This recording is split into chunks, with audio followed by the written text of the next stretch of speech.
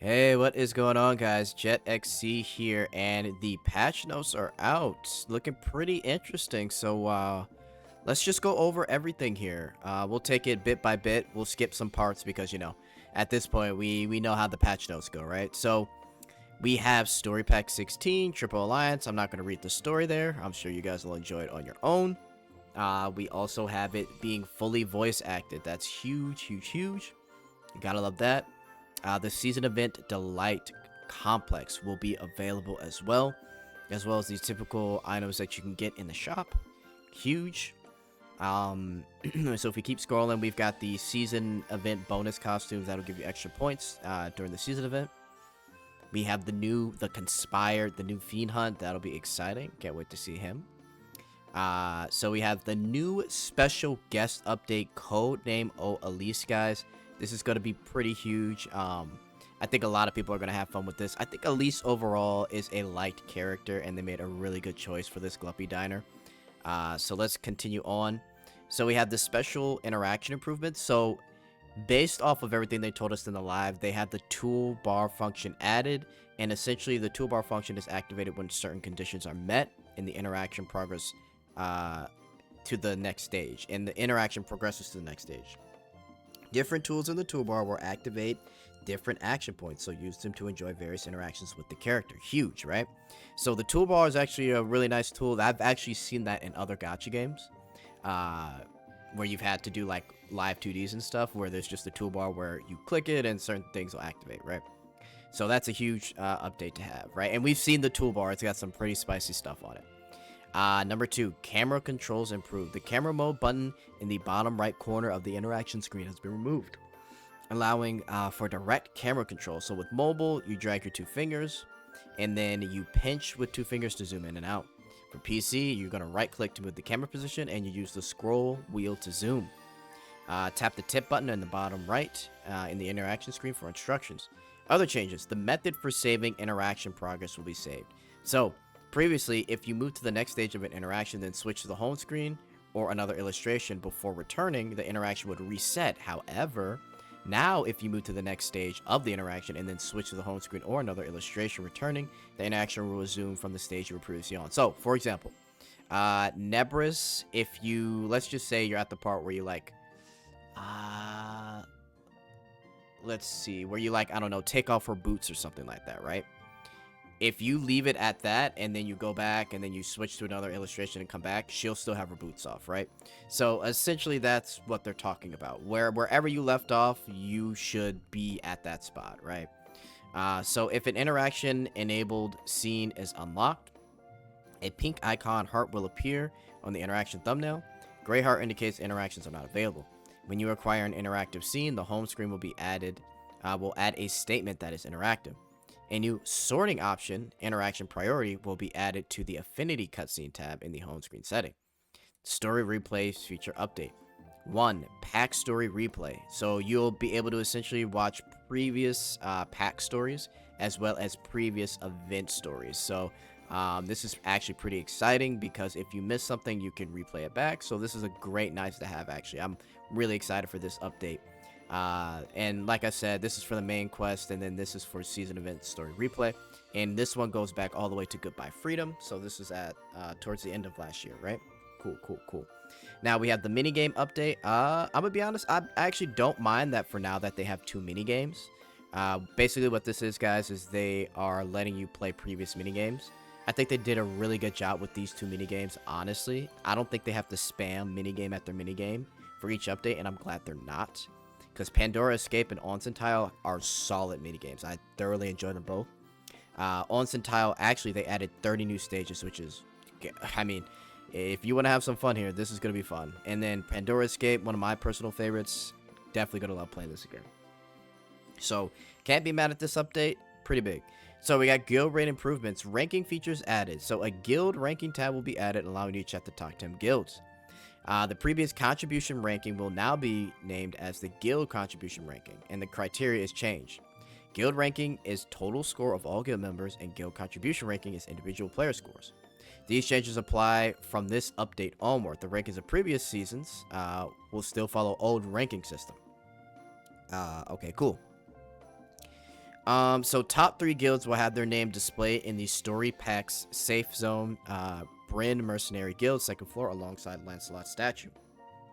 Approaching the statue will display the top 3 guild members' names, standing near the effect on the ground will, where is it? Oh yeah, top 3 guild members' names and standing near the effect on the ground, and will grant a small reward like other ranking statues. Scoring system adjustments. To create a more distinctive scoring system, the scoring method and the required threshold for score-based rewards have been adjusted.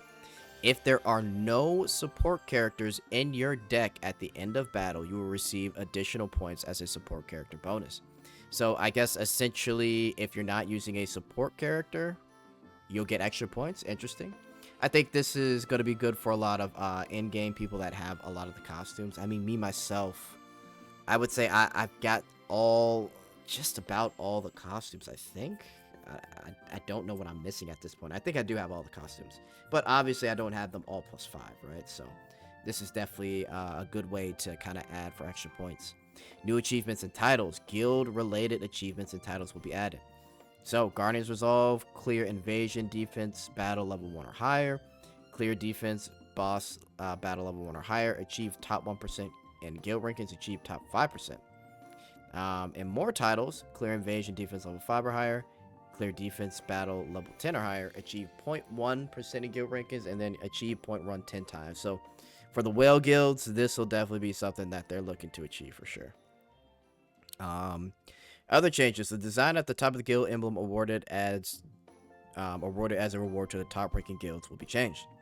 With the installation of the ranking statue, Bryn Mercenary Guild, the location investigation objects within the guild will be changed. However, if you have collected rewards from the previous object, you will not be able to obtain rewards from the relocated objects. Cool. So previously we had 4 trophies, and now it's changed to the oak barrel near the well-prepared mercenary and stack of boxes of the Bryn Mercenary Guild's 1st floor, table, chair, and curtain on Bryn's Mercenary Guild's 2nd floor. Invasion defense battle participation will be adjusted. Okay, let's see what this is. So previously, if the defeat was completed, you were previously unable to attempt that level. And they've changed it to now, even if the defeat is completed, you could still engage in the battle at that level. The previous defeated complete text will change to defeat record, displaying the names of the players who defeated. Okay, so I guess they're saying that anybody can beat like whatever one. Right? And I think that's what they're saying. The Lancelot experience and defeat requirements for invasion defense battles has changed due to the relaxation of the defeat participation limit. Okay. So because you can do whichever one of these, they've adjusted the numbers.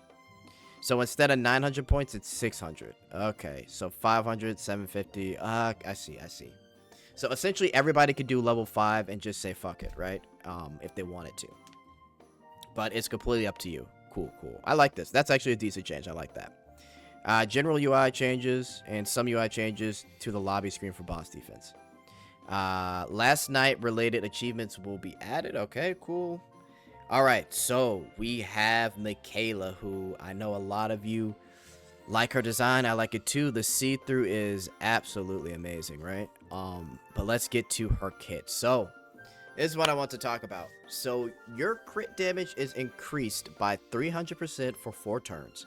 Your defense and magic resist is reduced by 90% for 4 turns. Deal a certain amount of magic damage to the enemy based off of, equal to 80% of your magic attack. Now this is a SP4 cost and a cooldown of 5. So at +1 you get -1 SP, so instead of 4 it's 3. Now Michaela has like the craziest skill sets. Her swimsuit skill, right, that like reduces her health down to like 80% or something like that. And then her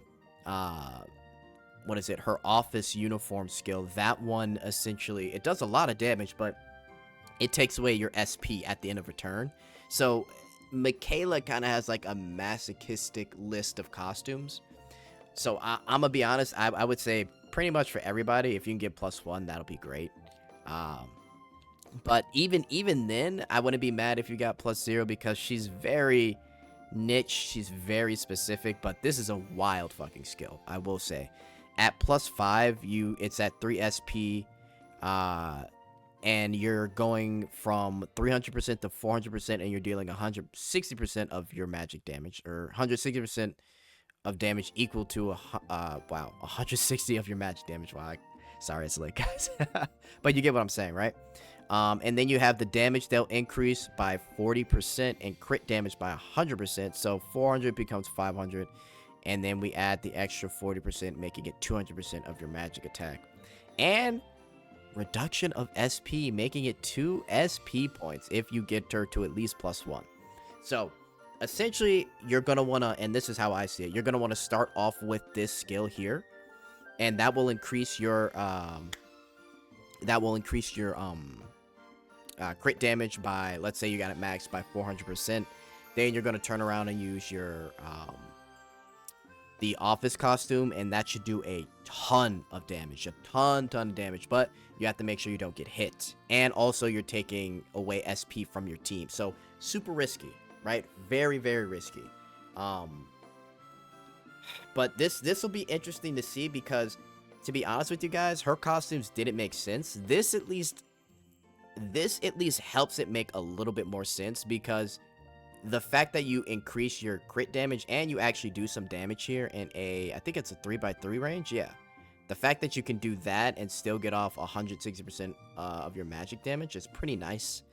Yeah, I really do think this overall is making Michaela somewhat useful. However, I still think she's super niche. I would still suggest people to like +1, at least until we get like further testing. So I don't want to say too much more than that, but very cool costume, honestly.